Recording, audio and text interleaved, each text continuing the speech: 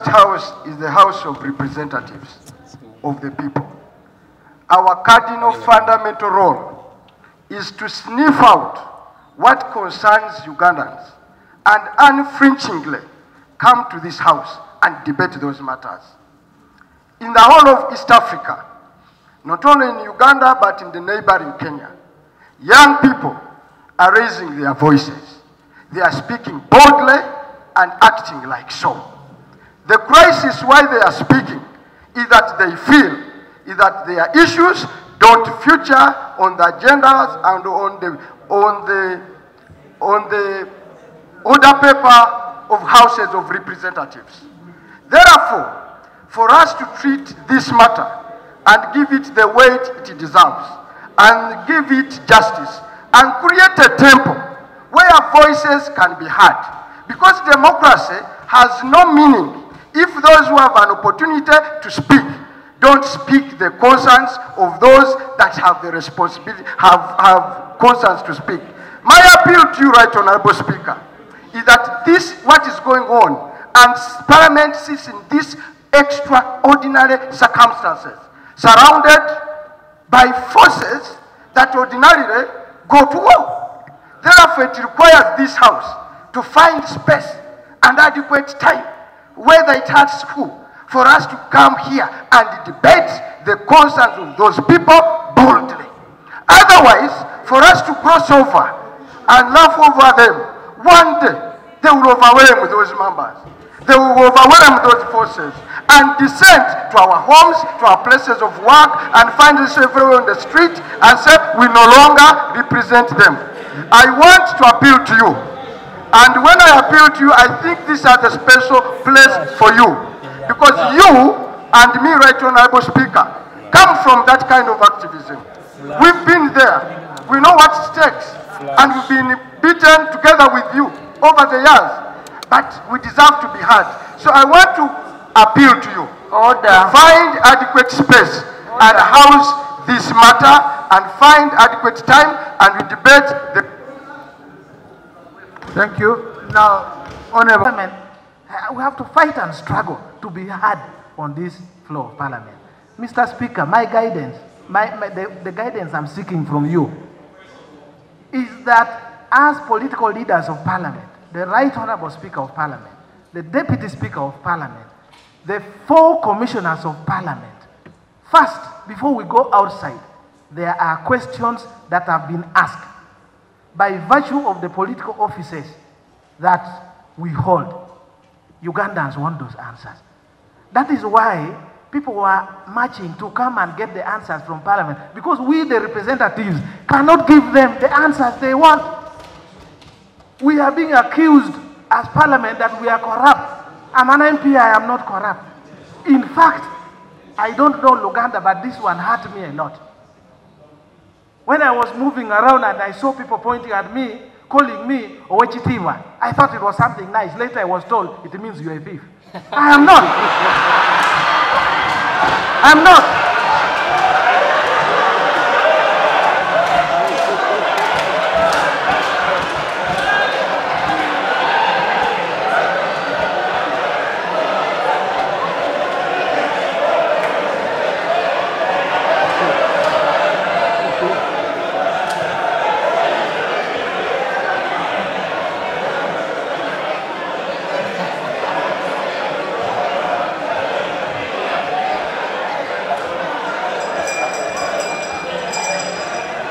Order, Honorable colleagues, please listen to Honorable Jonathan.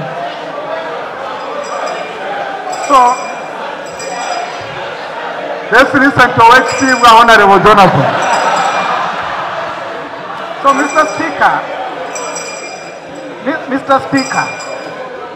Speaker, I'm just concluding. I'll give information to you later. Let me conclude on this serious matter. All I am requesting,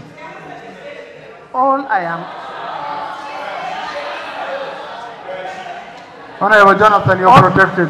All I am requesting is that as people who are holding offices in trust of the people, can we take an initiative to explain to the people of Uganda the questions they ask of us, even before they take the drastic step of coming to the streets. Because the situation that happened today, most of you, the inconvenience that I had to pass through as a member of parliament to come to do my constitutional duty in office was too much. And we were being harassed. Even some of us who left our IDs, the parliament IDs, it took time for us to be verified to come here. I don't want to go through that every day when I come to work here. So I ask you, Mr. Speaker, that when you retreat to your chambers, think through, and all the leaders, and provide answers. If you have been accused of A, please try to provide an answer. We don't want Ugandans to come. They are already saying if they cannot access us here in this parliament, they will go to our homes. I cannot take that for granted. Me, I don't have a police officer. I don't have security. Many of you have security, combat what I don't have. I move as I am here.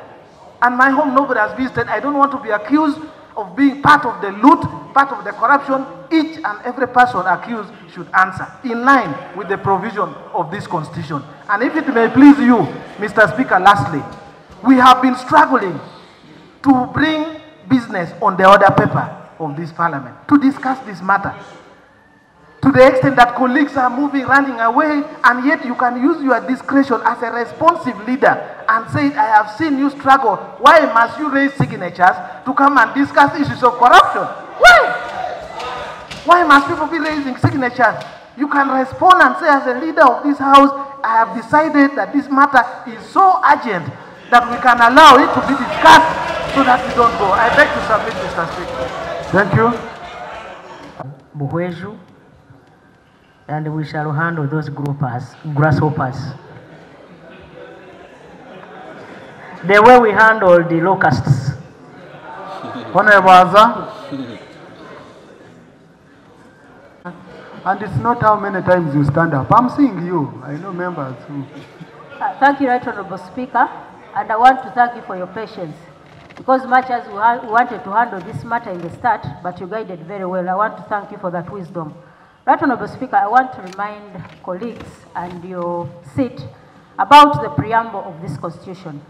Right Honorable Speaker, we the people of Uganda, recalling our history which has been characterized by political and constitutional instability, and recalling all our struggles against the forces of tyranny and oppression and exploitation. I will not read everything. We did agree that this is the very supreme law of the land. You want me to read everything? You'll submit later. Right Honorable Speaker, we all agree that this is the most supreme law of this land. And we all agree that Uganda operates under a multi-party political system. Right Honorable Speaker, as a national unity platform, on Monday, we are meant to have a press conference. When we went yesterday, when we went to have the press conference, we found every color of uniform of police, of defense forces of this country. There was UPDF, there was police. The only uniform I didn't see was prisons, Right Honorable Speaker. And by yesterday, our colleagues were arrested. Our colleagues were arrested. I was mistreated. Right Honorable Speaker, I agree by the submission of the Right Honorable Prime Minister that it could be the police forces detected crime. But I thought the same force that you used to oppress us, the people of the opposition, would have been the same force you would have used to keep peace in that place so that you could hold the press conference. You had all the forces. You had the police, you had the army. You would have guided very well and have us in-house such that we could have the press conference. Right Honorable Speaker, the party wrote a letter requesting to have Kololo on 22nd as our place to celebrate the 4 years. And you denied us Kololo because you are innovative. We agreed. We went to Kavule, the party headquarters, that are well known to all of you colleagues. It is not our crime that as a party, you've not yet constructed headquarters. But we have a very big place, Right Honorable Speaker. We have a very big place and we could fit there. So, Right Honorable Speaker, if the National Unity Platform went ahead to have its party headquarters, is it a crime? Is it a crime for us to hold meetings in that place? And Right Honorable Speaker, as a leader of this house, and our colleagues are in prison, I thought this would be a matter of national importance to you as a Speaker. How can your members be held in prison for no good reason? Because we are operating under a multi-party system. And Honorable Speaker, I request you to guide. I don't know whether the government wants to start giving directions on how the opposition should move. Namuga from home, you must go to here, from here get to the other place. If that is the direction, then write to us and you informally inform us on how we should move. Guide on the direction. To Right Honorable Speaker, freedom of expression is a right non-negotiable to this country. Yes, very true. So, Right Honorable Speaker, for this house to sit today, when our youth, the Gen Zs that you like so much, and that is your generation, are being refused to march to this house, Right Honorable Speaker, to bring their petition. Right Honorable Speaker, people have been detained in several police stations. People have been detained. Right Honorable Speaker, are we proceeding very well? No. If we sit in this house when the law is totally being disbanded, we are acting out of the Constitution, outside the law, Right Honorable Speaker. Is it intentional on the side of the NRM to oppress everyone? Is it intentional? The Prime Minister should come out and explain, Madam, come and explain to this country. Why are you acting informally? Even under where circumstances, when you know the law, you are here misinterpreting the law purely. In your favor, you misinterpreted. So, Right Honorable Speaker, I want to thank you for directing very well. But we cannot proceed to handle business here. I'm not directing. But it is human to think about the opposition beyond. We are citizens of this country and we should be given equal time, equal space to express our rights in this country. Thank you, Right Honorable Speaker. Thank you. Honorable colleagues, if you check today. I want to thank you. Right Honorable Speaker, I want to thank you for the opportunity. Adjust the microphone where Honorable Rion. Right Honorable Speaker, first of all, I want to thank you for the opportunity. Secondly, Honorable colleagues. Secondly, I want to thank you Honorable Seskubo for having. Honorable Rion wants you to listen to him. Seskubo.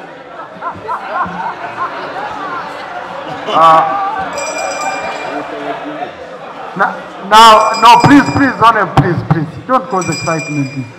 Honorable Seskubo, you were hard in silence. Let's listen to Honorable Rion. Please, let's not extend. Thank you so much, Speaker. Speaker, I also want to thank you for having recalled the House from recess. As you're very much aware that we've been in a struggle to look for signatures to debate a matter of national importance in this parliament. I want to thank God that from 0, we went up to 172. We are left with 5. We pray to God that we get the 5. Reason being, we voted for you, Speaker. The Speaker and you, we voted for you to chair this House neutrally. Right Honorable Speaker, you have failed to defend this House. The President painted us clearly in Kololo during the State of the Nation address that I used to hear, but I have now confirmed with evidence that there is corruption in the Parliament of Uganda and the Ministry of Finance. My first question is, you as the chair, as the Speaker, what have you done to clean our image which has been painted bad? In the streets we are moving, they are calling us corrupt. On this same parliament, we requested you yourself and Speaker, Right Honorable Anita Among, that there is exhibition of parliament going on issues of corruption. Give us space on the order paper to have this matter debated. It is 2 months down the road. The world is aware that there's corruption in this parliament. We want this matter to be debated. Why are you running away from that debate? You are meant to be neutral, give space for all of us equally. Why are you making us suffer, running through this country looking for signatures to debate this matter of corruption? Parliament. You need to come out clean. Right Honourable Speaker, Right Honourable Anita Among has been painted out for being corrupt. Your name has been mentioned for being corrupt. We are also having a motion to have a matter debated on the commissioners. We have our evidence. We want to lay and have them defend themselves. You are all blocking us from that. What is this parliament all about? Where are you taking this country? Today, this country is under panic. Today, they have deployed the army basically because of issues of corruption in this country. Why don't you let Ugandans free from corruption? Why don't you allow us to debate the matter of corruption in this parliament, here in this floor? It is too much. We are not thieves. All these MPs have been painted. If we know we are clean like me, screen me. We have evidence. We have evidence. So we need this matter to be debated. You need to clean your name, Deputy Speaker, yourself. Anita Among needs to clean her name. The commissioners need to clean their names. The ministers need to clean their names. And as MPs, if we have anything against us in this parliament, we need to clean our names. Thank you. Why don't you want this matter to be debated on this floor? Deputy Speaker, we need this matter addressed. Thank you. If not, we are ready to join the Ugandans because you are blocking us the opportunity to debate. We were voted by our voters to come and debate. Why are you running away from debate, Deputy Speaker? Why is Anita Among running away from debate? Why? We need a parliament which is free corruption. Thank you, Honorable Arion. Thank you. Now, Honorable colleagues, the Honorable Arion is raising, I think Honorable is given you time. Thank you. Thank you. Thank you. Thank you. Honorable colleagues, Honorable Arion is raising very... Honorable members,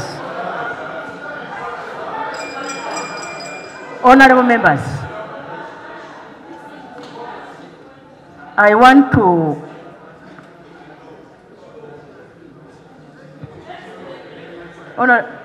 I need your protection, that Honorable Speaker.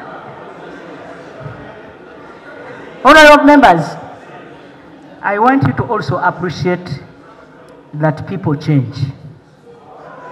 Change is a fact of life. And so, people can change and be good people. Secondly, if you want to catch somebody, you send there somebody who is knowledgeable. Now, Honorable colleagues, Honorable Senor, you had vote issues.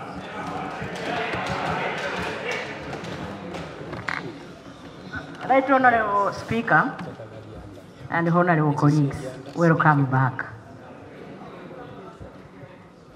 I will start by addressing the first question using Article 23 of our Constitution. Those of you with a copy can go through it, on protection of personal liberty, and go to sub-article 4B. Upon reasonable suspicion of his or her having committed or being about to commit a criminal offense under the laws of Uganda. I will address myself on this. So I want colleagues, I will also read that one. Colleagues, the government of Uganda is charged with the responsibility to take care of security of people and persons and their property. And so it is under that some of our colleagues are under detention. But the law is clear. They will go through the legal process, and I believe if they are innocent, they will be released. Honorable Gilbert, the Prime Minister is reading for you the law. Yeah? You read the law. Reading for you the law.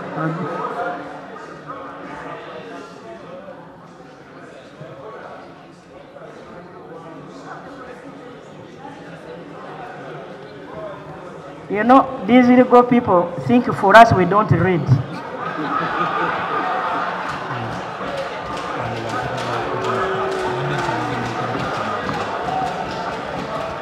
Right Honorable Speaker and colleagues.